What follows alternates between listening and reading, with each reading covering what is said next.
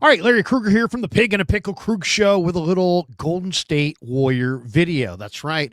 We're talking Warriors. We're talking Warriors here, and since we're talking Warriors, we might as well switch to Warrior colors. There we go. And according to, of course, we are brought to you by Pig and a Pickle, the best barbecue in all of Northern California. Check them out. They're in Emeryville. They're in Corte Madera. They're open 7 days a week from 11 a.m. till 8 p.m. Also, this video is brought to you by Mancini's Sleep World. Mancini's is a proud sponsor of the Krug Show. They offer a 120-night guarantee with a range of brands and price points. With Mancini's, you get free next-day delivery. Click the link below or go to sleepworld.com and find a bed that works for you. Whether you shop online or visit in store, use the code KRUG10 and you'll get 10% off. That's KRUG10, K-R-U-E-G 10, and you'll get 10% off at any of Mancini's locations or online at sleepworld.com. Well, the Warriors were flirting with a trade for Kevin Durant, and it didn't come down. They have made a trade, though. Shams Charania reporting that the Miami Heat are finalizing a deal to send Jimmy Butler to the Warriors for Andrew Wiggins, Dennis Schroeder, Kyle Anderson, and a protected first-round pick. Now, as part of the deal, Shams has also added that the Warriors' Lindy Waters III and the Heat's Josh Richardson are headed to the Detroit Pistons.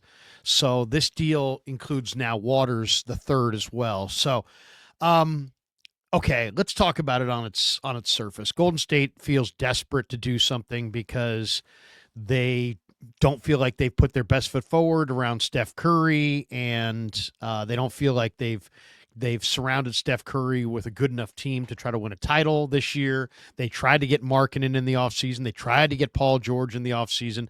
They just got thwarted by Kevin Durant, who said, I don't want to go back there. But Jimmy Butler, really nobody wanted Jimmy Butler. And, this was Jimmy Butler was, he had said that he didn't want to sign an extension with the Warriors. And I don't think the Warriors want to sign him to an extension. So, so once again, there was a lot of talk about, young players versus old players. I don't want to see the Warriors trade Jonathan Kuminga, 22-year-old Jonathan Kuminga, for 35-year-old anybody. I don't care if it's Kevin Durant. I don't care if it's Jimmy Butler. I don't care who it is. I don't want to see another, young player go out the door for an old player and to then what? Just watch the old player walk away. I mean, that's how you just disintegrate your roster in a matter of moments. And that's what the Warriors did with Jordan Poole. They took back, Chris Paul, and then they moved Chris Paul, and they have nothing to show for Jordan Poole. So they can't have nothing to show for Jonathan Kuminga. I think that's really kind of the bottom line. And bottom line is they just could not lose. They couldn't lose young players in this deal. And the good news is they're really not. Wiggins badly needed a change of scenery. I'm not a big Wiggins fan. He's been coasting, making huge money for a number of years, plays hard only occasionally. Schroeder, especially after his idiotic comments this week, good riddance to him. Kyle Anderson has not been any good. Didn't like that signing, and he hasn't been any good. And a protected first-round pick, and we'll see about that, exactly what the protections are. And now you're adding Lindy Waters the third to it. So, once again, you're not really trading anything. You're not. Did you trade Pods? No. Did you trade TJD? No. Did you trade Quentin Post? No. Did you trade Moses Moody? No. Did you trade Jonathan Kuminga? No. So what do I care about the rest of these guys? I mean, seriously, as I said, Wiggins is younger than Jimmy Butler, but Jimmy Butler's so much better than Wiggins as a competitor. He's just better. He's just a better player. I liked Wiggins this year. He played better. He's playing defense. There's no question that he helped their defense, but they were trying to make a big move. And to me, this is just the price that you pay. I like the move. I didn't like Wiggins. To me, Wiggins coasted most of the time. He played hard in the finals a couple years ago against the Celtics, and the Warriors were able to carry through and win the title and get that ring. So that was great to see, and he was phenomenal in that playoff run. But he's just a very disappointing player. Kind of goes at his own speed.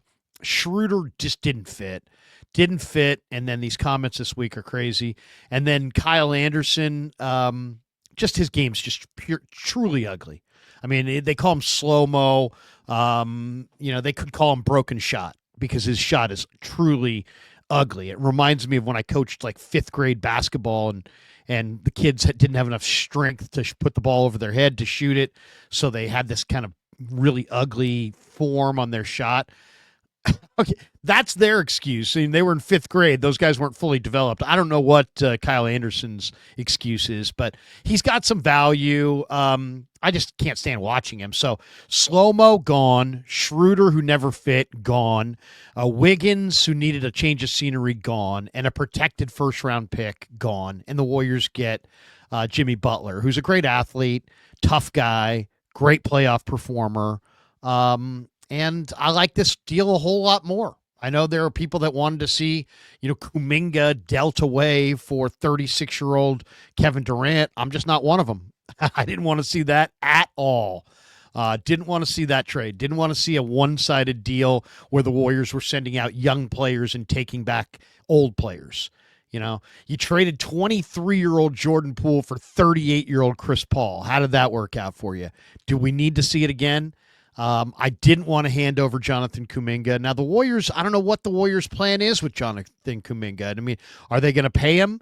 But I will say this. The people who say that Jonathan Kuminga has never gotten any better are wrong. He's quite a bit better than he was when he was 19. He's now 22. His shot has smoothed out. He's a much smarter player. He plays under control. People forget Jonathan Kuminga used to be a shoot it or take it to the rim guy. And now he can stop on his way to the rim, find somebody else, and get them the basketball. I've seen him do it countless times over the last year and a half. So he has improved. He is getting better. His shot is smooth, is getting more and more smooth as time goes on, and he's going to continue to get better. Now, are the Warriors going to pay him? I don't know. I don't know if the Warriors are ever going to feel confident enough in his development to pay him. But this idea that Jonathan Kuminga is some disaster who's never gotten better is just a lie. That's just wrong. That's just Warrior fans frustrated because he hasn't come along exactly at the rate that they want. But blame Steve Kerr. I mean, what young player really has emerged? Has Moses Moody had this awesome run under Kerr? No. Has TJD had some awesome run under Kerr? No. Is Pajemski been consistently badass under Steve Kerr? No. So don't blame Kuminga. It's not Kuminga's fault. Kuminga's a good young player who's going to get nothing but better. And I like the fact that they did not trade Jonathan Kuminga away for 36-year-old Kevin Durant, who hates your owner, hates your coach, hates your emotional leader in Draymond Green, hates the Bay Area media, didn't want to come to the Warriors, didn't want to be back here. I mean, it's like, so they dodged a bullet there because that would have been ugly. And I don't think this is going to be all that great either with Jimmy Butler. Are the Warriors going to win a title? No, I really don't believe they will. Are the Warriors going to even get to the conference finals? No, I don't believe they will. I think the Warriors will check out. And I don't think the Warriors are going to give him a 2-year, $110 million extension that he seeks. That's the main reason he was pissed off about being in Miami. He loved Miami. He just wanted $110 million on a 2-year extension, and the Heat were like, go fly a kite. Well, I don't think the Warriors are going to give him that extension either. So what does that mean? Does that mean that he starts to become an island unto himself here? Does he start to become unprofessional here? Does he start to become a distraction here? Mike Dunleavy added talent here, but he also added a very difficult player to deal with and coach. And we'll see if Steve Kerr can, he's not a young player. He's an older player. So he's a developed player. So maybe from that standpoint, Kerr will be okay with it. But he's a powerful presence. And he's not going to be thrilled that he's not getting a contract extension. So, and I don't, I guess I'd have to know where Jimmy Butler's head is because he said he didn't want to sign a contract extension with the Warriors. And I don't think the Warriors are going to offer one. So in a way, he comes here without the contract extension. And if he doesn't want one here, then maybe there is no issue. Maybe he'll just be happy being here and the Warriors won't give him a contract extension and he won't he won't ask for one because he doesn't want one here. So I'm not exactly sure what kind of mindset Jimmy Butler's going to have. He did play in Chicago with Mike Dunleavy, so there is a relationship there.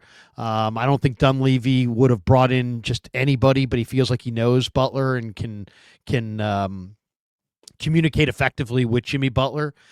I am not as negative on this deal as I would have been if this deal had included Moses Moody or Schröder, or not Schröder, or Pajemski or Kuminga or TJD. You know, I don't want to trade young players, even if they're just young role players. I don't want to trade good young players who are getting better for guys with no future. In this deal, you're moving Wiggins, who's 29, but really needs a change of scenery. He's been here for a while. I don't have a problem. I don't have a problem moving Andrew Wiggins on. I really don't. And Schröder, Anderson, Waters, whatever. Seriously, I don't care. I don't care that those guys are moving on. I don't think it's a huge impact on the fan base. So overall, I would say good move by the Warriors. Good move by the Warriors. They found a way to do something. They found a way to not totally strike out. They found a way to add a player who's really good in the playoffs. They found a way to add a true alpha leader, second guy next to Steph Curry. Now let's see how far they can carry it. Let's see, if Kerr can keep everybody happy. Let's see if Jimmy Butler, thrives with the Warriors. Let's see if he can play the Warriors style of ball. I mean, the Warriors style of ball is pace and space and a lot of ball movement, a lot of body movement. Jimmy Butler's an ISO player. He doesn't do a lot of pass and cut. When was the last time you saw Jimmy Butler doing a lot of passing and cutting? And yet the Warriors offense demands that you pass and cut and share the basketball. So we're going to find out. It may flame out and be terrible, but to me, I like this deal more because it's not Kuminga for KD. It's not Kuminga for a guy who has total disdain for your franchise. It's not saying goodbye to Jonathan Kuminga before he even enters the prime of his career. So from that standpoint, I like it. There's some positives here with Jimmy Butler. It definitely shakes it up a little bit. I'll be on later tonight after the Warrior game with Cyrus, and we'll break this whole thing down in greater detail. But I like this deal. Do I like it because I love Jimmy Butler? No. I like it because the Warriors are not trading a good young player in Jonathan Kuminga for 36-year-old Kevin Durant, who didn't want to be here. And I was really, really afraid that they were on the verge of doing exactly that. So overall, I'd say good move for the Warriors. Are they going to win a title? No. They're not winning a title. Is this going to end poorly? Probably. It's probably going to end poorly. But the price was right. They get the deal done. They add a proven playoff performer and bring it on. Let's see what the second half brings. I'll say this, the Warriors season is suddenly a little bit more interesting. All right, thanks to Pig and a Pickle for being the title sponsor of The Krug Show. Thanks to Mancini's for sponsoring this video. Thanks to all of you guys for supporting The Krug Show on YouTube.